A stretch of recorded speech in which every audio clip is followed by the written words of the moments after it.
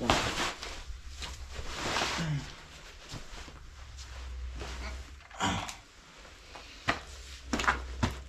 morning. Tara, duty ta.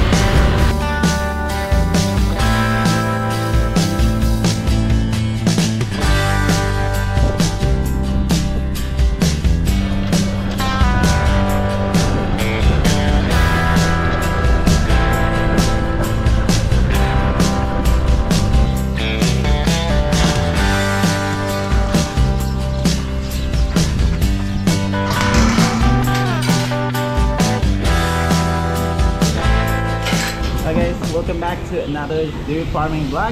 And ngayon lang ulit tayo nakapag-vlog after so many months ata, siguro nag half a year na. Ayan, maraming salamat pa rin at nandyan kayo, nakasubaybay at nakasuporta. And yan, maraming salamat. And ito try natin na ibalik ang dairy farming vlog. So guys, at the moment nasa busiest time of the year tayo ngayon sa dairy farm, which is ang calving season. Kanina si Vince pala yung first herd at tayo yung second herd. Actually, this is our first day. Galing tayo sa day off. Another 6 days of bakbakan, of action dito sa farm. Manood lang yun dyan at mag-relax and matuto. Try natin na ipakita sa inyo ang mga happenings dito sa farm. So yan, welcome back. Welcome back to Jomar Farm.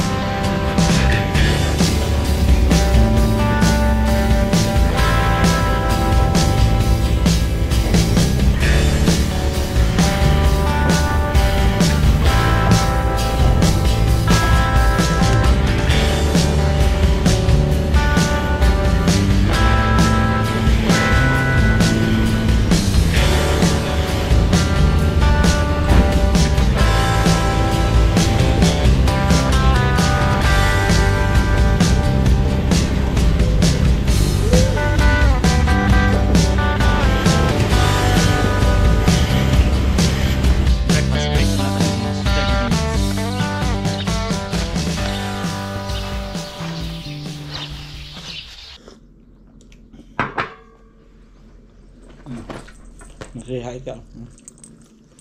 Hi. So, quick breakfast lang guys, and then may i-share na lang ako sa inyo kasi tayo po ay nag-undergo ng isang surgery. So, tayo po ay inoperahan. Inoperahan po ako sa kamay. Ito, dalawang operation yan. So, ako po ay na-diagnose ng carpal tunnel syndrome. Ito yung parang numbness sa kamay. Numbness sa kamay at merong tingling sa kadahilan ng naiipit yung mga ugat dito sa may wrist banda. So yung number one cause is yung repetitive na task. So sa atin, sa dairy farm, syempre yung milking is repetitive task. So yung carpal tunnel syndrome natin is dinala natin for 5 years na. So mga first year ko pa lang sa dairy farm, nagkaroon ako ng carpal tunnel. So one time, nagising na lang ako kasi sobrang manhid ng buong kamay ko.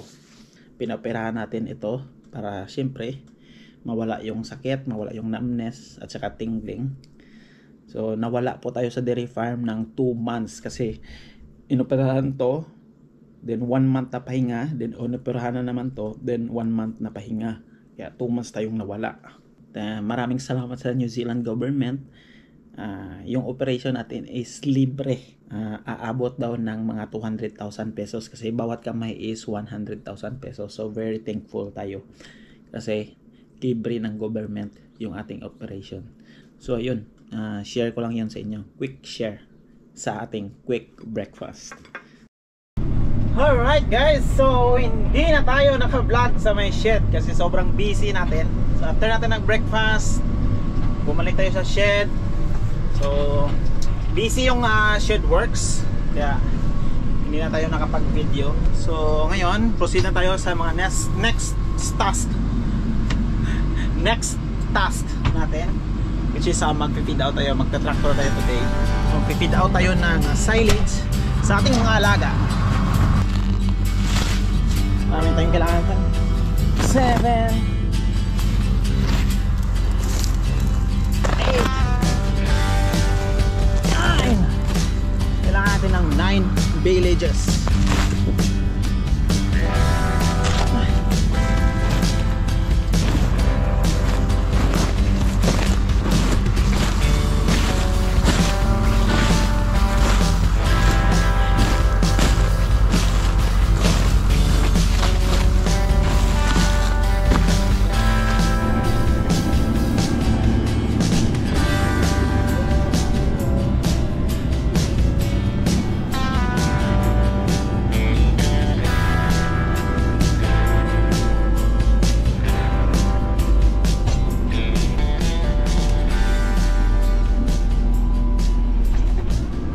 Patanggalan lang natin siya ng strings.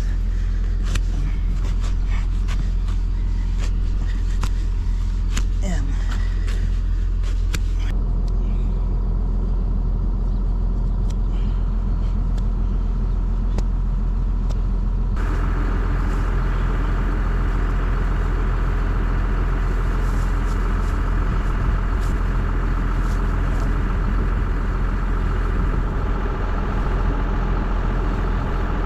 Yung sabit natin dito. Ayan.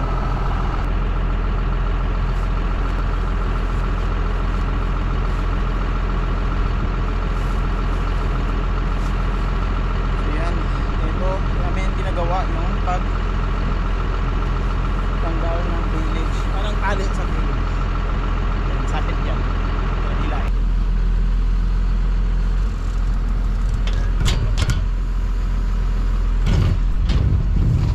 So yun, hindi nyo nakita kasi natumba. Sabit lang ulit natin to. Yan.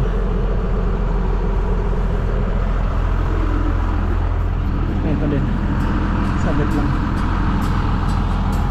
Yan, hila.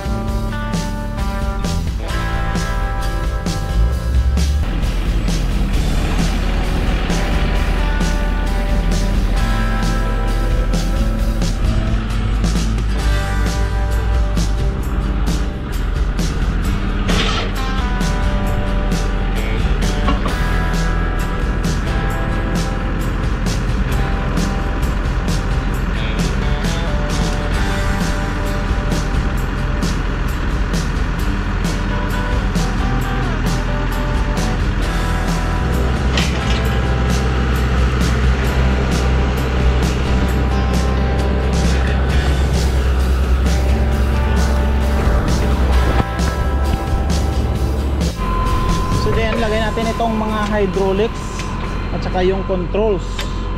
Ito yung magko-control.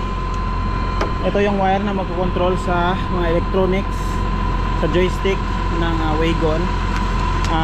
Pinapatakbo ng hydraulics.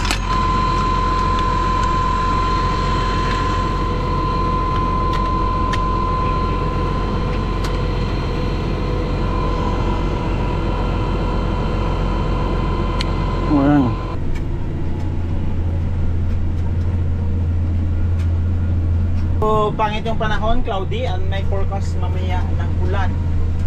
Kaya ano, mapapansin nyo, maulap ngayong araw. Feed out lang natin itong ating silage.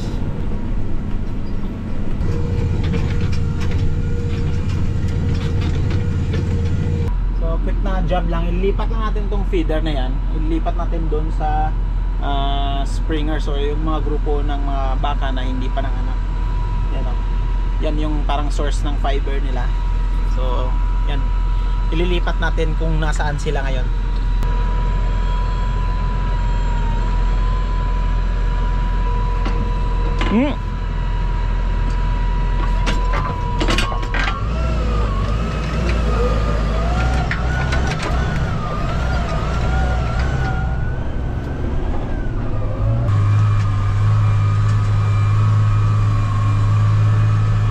Yung grupong ito guys ay yung mga baka pa na hindi nanganak. Sila yung mga late calvers.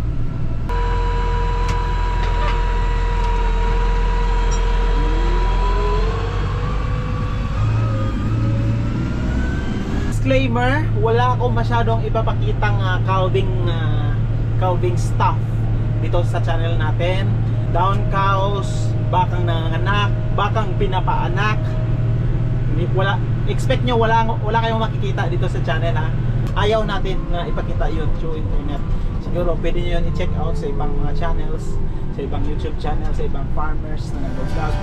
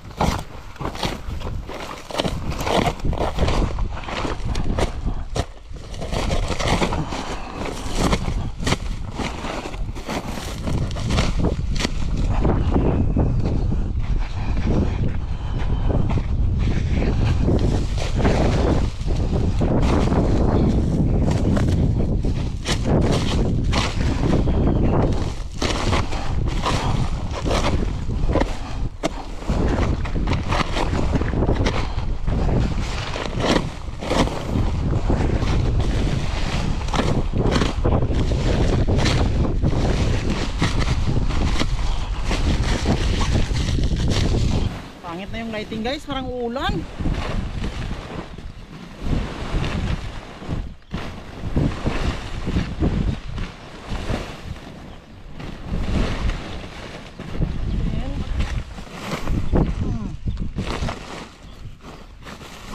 Puno na.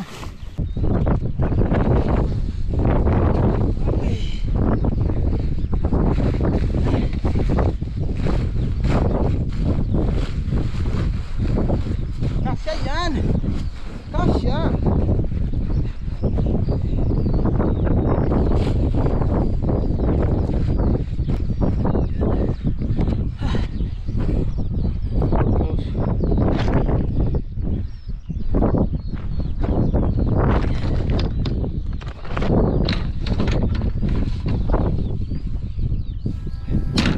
Lunchtime na. I think that's it for this vlog guys.